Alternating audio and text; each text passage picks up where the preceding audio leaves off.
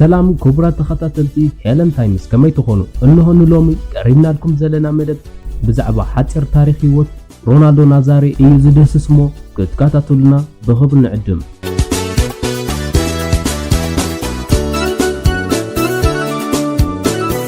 ሮናልዶ ናዛሪዮ ሳጉኡ ድማ ኤል ፌኖሚኖ እዚ ማለት ድማ እቲ ጉሩም ነበር ብራዚላዊ ፕሮፌሽናል ኩዕሶ እግሪ ተፃዋታይ ኮይኑ ሓደ ካብቶም ዓለምና ዝረኣየቶም ብሉጥ ተፃዋታይ ከም ዝነበረ እዩ ዝዝከር።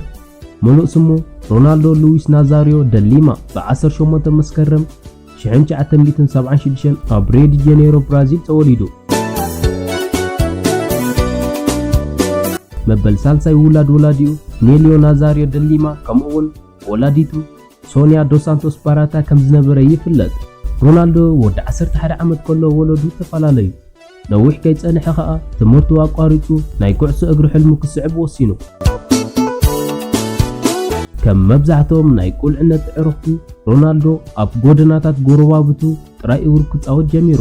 ቅድሚ ናብ ደቡብ ክሪስቶፋው ምጋዓዙ ሮናልዶ ወዲ 12 ዓመት ከሎ ምስ ማሕበራዊ ናይ ውሽጢ ገዛ ጋንታ ኩዕሶ እግሪ ተጸምቢሩ። ኣብ ክሪስቶፋው በቶም ናይ መጻኢ ወኪላቱ ሪናልዶ ፒታ ከምኡውን ኣሌክሳንደር ማርቲንዝ ከም ዝተረኽበ ይዝከር። እዞም ክልተ ወኪላቱ ነዚ ሓድሽ ዓሚሎም ናብ ፕሮፌሽናል ብራዚላዊ ክለብ ክሩዘሮ ክሽየጥ መሰናዳዊ ከም ዝነበሩ እዩ ዝፍለጥ። ብ1993 ሮናልዶ ንክለቡ ክሩዘሮ ኣብ ታሪኽ ናይ መጀመርታ ኣጽዋዕ ኮፓ ደ ብራዚል ክትዕወት ኣብቂዕዎ። እዚ ውሕልል ወዲ 17 ዓመት እንከሎ ነቲ ኣብ ሕቡራት መንግስታት ኣሜሪካ ዝተኻየደ ዋንጫ ዓለም ፊፋ 1994 ኣብ ሃገራዊት ጋንታ ብራዚል ኣውዒት ክረክብ ክኢሉ ነይሩ እዩ። ሮናልዶ ኣብቲ ውድድር ኣብ ማንም ፀወታ ኣይተሰለፈን። ኣብ ወንበር ተቐይርቲ ጥራይ ከም ዝሕለፈ እዩ ዝዝከር። ብድሕሪ ዋንጫ ዓለም 1994 እዚ ብራዚላዊ ናብ ሆላንዳዊት ክለብ PSV ኣይንድሆቨን ተጸምቢሩ። ምስ እዛ ክለብ ድማ ንኽልተ ዓመት ከም ዝተፃወተ ይፍለጥ። ሮናልዶ ኣብ ፋልማይ ዓመት ስፖርት ምስ PSV ኣብ ኤርዲቪዚ 30 ሾቶታት ከም ዘመዝገበ ይዝከር። ኣብ ግጥም ዩኤፋ ካፕ ናይ ሕጂ ዩሮፓ ሊግ ኣንጻር ባየር ሌቨርኩሰን ድሕሪ ዘመዝገቦ ሃትሪክ ኮኸብ ተፃዋታይ ሃገራዊት ጀርመን ነበር ሩዲ ቡለር ከምዚ ክብል ገሊጽዎ። ኣብ ሙሉእ ህይወተይ ወዲ 18 ዓመት ከምዚ ክፃወት ርኤ ኣይፈልጥን ክብል ብምግራም ተዛሪቡ።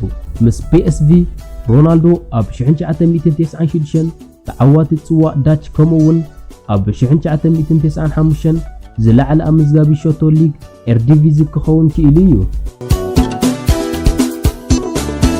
ኣብ ክልተ ዓመታት ጻንሖቱ ምስታ ክለብ ኣብ ዘካየደን 58 ፀወታታት 54 ሾቶታት ከም ዘመዝገበ ዝዝከር እዩ።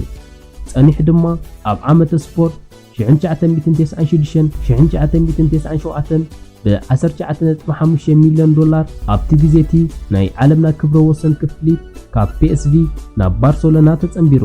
ኣብ መጨረሻ ዓመት 1996 ወዲ 20 ዓመት እንከሎ ሮናልዶ እቲ ዝናእሰ ተዓዋቲ ሽልማት ዝበለጸ ተጻዋታይ ፊፋ ናይቲ ዓመት ክኸውን በቒዩ። ኣብ እዋን ዓመተ ስፖርት 1996-1997 ሮናልዶ ምስ ባርሴሎና ኣብ ኩሉ ውድድራት ኣብ ዘካየደን 49 ፀወታታት ብዘደንቕ 47 ሾቶታት ከም ዘመዝገበ ይዝከር። ብተወሳኺ እውን ኣብ ላሊጋ ብ34 ሾቶታት ኣብ 37 ግጥማት ዝለዓለ ኣመዝጋቢ ሾቶ ክኸውን ክኢሉ። ከምኡውን ኣብቲ ዓመት ስፖርት ተዓዋቲ ሽልማት ናይ ኤውሮፓ ወርቃዊ ጫማ ከም ዝነበረ ዝዝከር እዩ። ክሳብ ዓመተ ስፖርት 2008-2009 ሮናልዶ እቲ መጨረሻ ተጻዋታይ ኣብ ላሊጋ ልዕሊ 30 ሾቶታት ዘመዝገበ ተጻዋታይ ከም ዝነበረ እዩ ዝፍለጥ። ኣብቲ ግዜቲ ኣብ ባርሴሎና ቱርጋሙ ኮይኑ ዝሰርሕ ዝነበረ ጆዜ ማሪኖ ንሮናልዶ ከም ዝክብል ገሊጽዎ። ኣብ ሙሉእ ህይወተይ ዝበለጸ ተጻዋታይ ዝረኣኽዎ ሮናልዶ እዩ። ብዘይ ጥርጣረ ሮናልዶ እቲ ዝበለጸ ይዕንተይ ዝረኣየ ተጻዋታይ እዩ። ብድሕሪ ማራዶና ንዓይ ዝበለጸ ተጻዋታይ እዩ ክብል ኣድናቆቱ ገሊጹ። ብሰንኪ ምስ ክለቡ ውዕል ምሕዳስ ብዘይምስምዖም ኣብ ክረምቲ 1997 ኢጣልያዊ ክለብ ኢንተር ሚላን ብ$27 ሚልዮን ኣብቲ ግዜቲ ናይ ዓለምና ክብረ ወሰን ክፍሊት ከም ዘፈረመቶ ይዝከር። ኣብቲ ዓመት እቲ ንመበል ካልኣይ ግዚኡ ተዓዋቲ ሽልማት ፊፋ ዝበለጸ ተጻዋታይ ናይቲ ዓመት ኮይኑ ብዘይካ ዝውን ተዓዋቲ ሽልማት ባሎን ዲኦር ክኸውን በቒዩ። ምስ ኢንተር ኣብ ፋልማይ ዓመት ስፖርት ንሊግ ሰሪኣ ብ25 ሸቶታት ዛዘሞ ከምኡውን ዝበለጸ ተጻዋታይ ሰሪኣ ናይቲ ዓመት ኮይኑ ተሰሚዩ። ኣብ መጨረሽታ ዓመት ስፖርት 1998-1999 ሓለቓ ጋንታ ኢንተር ሚላን ክኸውን ተመዚዙ። ኣብ ዋንጫ ዓለም 1998 ዋላ እኳ ብራዚል ኣብ ፍጻመ ብፈረንሳ እንተተሰዓረት ሮናልዶ ግን ወርቃዊ ኩዕሶ ተሸሊሙ። እዚ ድማ ዝበለጸ ተጻዋታይ ናይቲ ውድድር ከም ዝነበረ ይዝከር። ብወርሒ ሚያዝያ 1999 ሮናልዶ ምስ ሚሊን ዶሚኒገዝ ቃል ኪዳን ኣሲሩ እንተኾነ ግን ሓዳሮም ን4 ዓመት ጥራይ ቀጺሉ። ሮናልዶ ብተደጋጋሚ ዝወርዶ ዝነበረ ናይ መጉዳእቲ ሽግራት ንመላእ ዓመት ስፖርት 2000-2001 ንከይርክቦ ከም ዝተገደደ እዩ ዝፍለጥ። ብድሕሪ ዘካየዶ ክልተ መጥባሕቲ ከምኡውን ኣብ ዳግመ ሕውየት ኣዋርሕ ብምሕላፉ ሮናልዶ ኣብ ግጥም ዋንጫ ዓለም 2002 ተመሊሱ። እዚ ጥራይ ከይኣክል ንሃገሩ ብራዚል መበል 5 ግዜ ተዓዋቲ ዋንጫ ዓለም ክትከውን ኣብቅዕዋ። ኣብ ውድድር 8 ሸቶ ብምዝጋቡ ተዓዋቲ ሽልማት ወርቃዊ ጫማ ክኸውን ከም ዝኽኣለ እዩ ዝዝከር። ብተወሳኺ ድማ ኣብቲ ዓመት እቲ ተዓዋቲ መበል 3 ግዚኡ ሽልማት ፊፋ ዝበለጸ ተጻዋታይ ዓለም ናይቲ ዓመት ኮይኑ ተሰሚዩ። ኣብቲ ዓመት እቲ ሮናልዶ ካብ ኢንተር ሚላን ናብ ሪያል ማድሪድ ብ46 ሚልዮን ዩሮ ተሰጋጊሩ።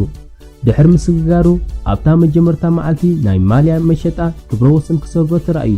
ሮናልዶ ኣካል ጋላክቲኮስ ነይሩ። እዚ ማለት ድማ ኣብቲ ክረምቲ እቲ ሪያል ማድሪድ ከዋኽብቲ ተጻዋታይ ዓለም ከም በዓል ዘነዲን ዚዳን፣ ሉዊስ ፊጎ፣ ዴቪድ ቤካም ከምኡውን ሮቤርቶ ካርሎስ ሒዛትሉ ዝነበረት ግዜ ከም ዝነበረ እዩ ዝፍለጥ። ኣብ ዓመተ ስፖርት 2002-2003 ንክለቡ ሪያል ማድሪድ ተዓዋቲት ላሊጋ ከምኡውን ተዓዋቲት ስፓኒሽ ሱፐር ካፕ ክትከውን ሓጊዝዋ። ብ2005 ሮናልዶ ምስ ብራዚላዊት ሞዴል ዳኒኤላ ሲካሬሊ ተሓጺኡ እንተኾነ ግን ብድሕሪ መጋየፂ መርዖኦም ሓዳሮም ን3 ወርሒ ጥራይ ከም ዝጸንሐ እዩ ዝፍለጥ። ሮናልዶ ኣብ 2006 ምስ ሃገሩ ብራዚል ኣብ ዋንጫ ዓለም ተሳቲፉ። ኣብቲ ውድድር ኣብ ዘካየደን 5 ጸወታታት ብመልክዕ ሃትሪክ 3 ሸቶታት ከም ዘመዝገበ ይዝከር። ብራዚል ኣብቲ ውድድር ካብ ዙር 8 ከም ዝተሰናበተት እዩ ዝዝከር። ብ2008 ብድሕሪ ምስ ኢጣልያዊ ኣሰልጣኒ ፋቢዮ ካፔሎ ብዛዕባ ክብደት ሰውነቱ ምውሳኽ ዘይምስምምዑ ሮናልዶ ካብ ሪያል ማድሪድ ናብ ኤስ ሚላን ተሰጋጊሩ። እንተኾነ ግን ኣብ 2008 ኣብ ብርኩ ከቢድ ጉድኣት ወሪድዎ።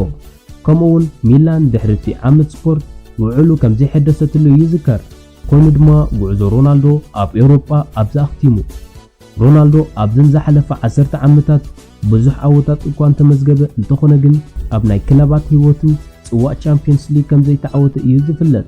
ብ2008 ሮናልዶ ምስ ማርያ ቢያትሪዝ አንቶኒ ተሓጺኡ።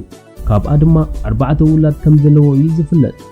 እዚ ሌጀንድ ብራዚላዊ ብ2009 ምስ ኮሪንቲያንስ ክጻወት ናብ ዓዱ ተመሊሱ። ምስ ኮሪንቲያንስ 1 ዓመት ጥራይ ተጻዊቱ። ኣብ ዓመት ስፖርት 2009-2010 ሮናልዶ ንሊግ ብራዚል ኣብ 20 ጸወታታት ብ12 ሸቶታት ከም ዝዛዘሞ ይዝከር። ሮናልዶ ብሰንኪ ተደጋጋሚ መጉዳእቲ ብለካቲት 2011 ድማ ጫምኡ ክሰቀል ወሲኑ። ድሕሪ 51 ሚእታዊት ብርኪ ምዕዳጉ ብመስከረም 2018 ሮናልዶ ዋና ስፓኛዊት ክለብ ሪያል ቫልዶሊድ ከም ዝኾነ ይፍለጥ።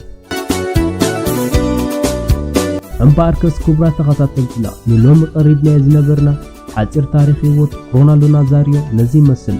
ኣብ ዝመጽእ ብኻልእ ትሕዝቶ ክሳብ ንረኽብ ሰሰናዩ።